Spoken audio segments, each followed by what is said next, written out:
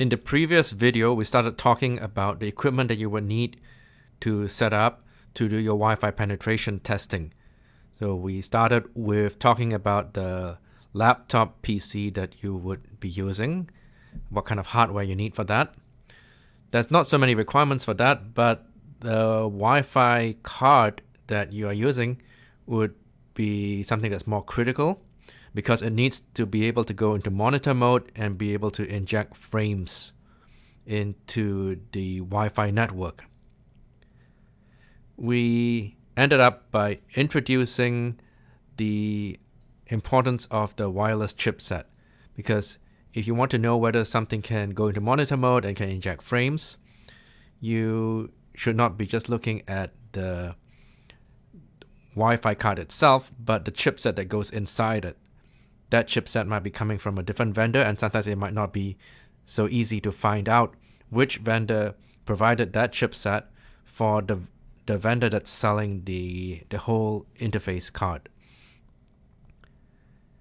Furthermore, there can be a number of different drivers that could be used. The driver is what goes in the kernel space or the operating system to talk to the hardware and provides an API or other link to user space such that applications in user space can then access the capabilities of the Wi-Fi card. So that's also very important. You want to be using a Wi-Fi network interface card that has a suitable chipset and also a suitable driver that's not hindering or preventing your efforts to read and write Wi-Fi signals.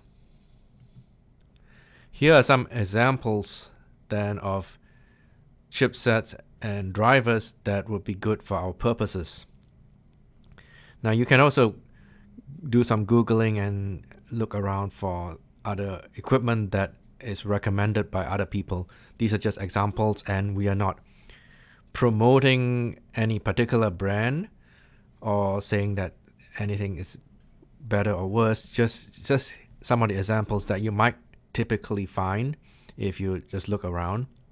So for example, for chipsets and drivers, Arteros chipsets are quite good. That's one example of a good chipset. Arteros is a vendor, and the chipset that they make normally would not have problems getting into monitor mode, injecting frames, and so on.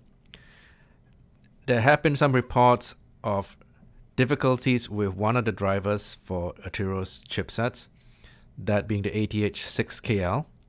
So generally, as you see here, you can go look around and try to see what other people say about their tests with various equipment and their tests with various drivers.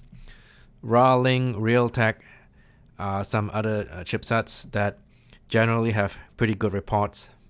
But again, you can go do some Googling to find out and get people's opinions. And these chipsets can be found in various network interface cards, some examples being shown here. So things like the TP-Link TL-WN722N, which is pictured here. So it looks something like this. It's a USB NIC, so it's also convenient for when we're trying to use a virtual machine. And the Alpha AWS036H is here. Generally, there might be a number of different variations of the network interface cards, and the differences might be things like whether they support 802.11n or not, whether they support 802.11ac, that kind of thing. And sometimes also some models might have antennas that have higher gain, and so they can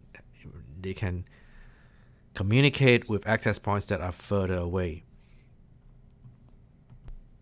Depending on your purposes, if you would like to be able to see access points that are further away than normal, you might also consider antennas that can support that.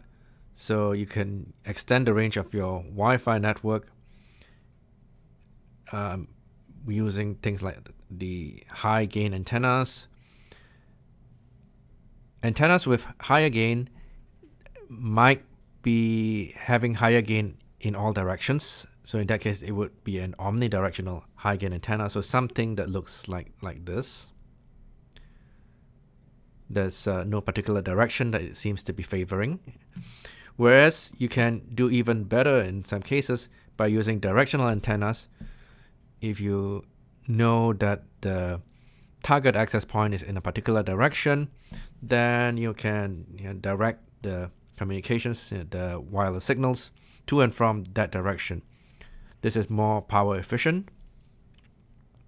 And so here are two examples of directional antennas. Now, Wi-Fi communications are in the unlicensed bands, and there are certain rules regarding the EIRP. So that's equivalent isotropic radiated power. And these rules then do not allow arbitrarily large power levels to be transmitted. This is because they are unlicensed. I mean, these bands are unlicensed. So then devices that are transmitting in these bands need to play fair and not exceed certain limitations.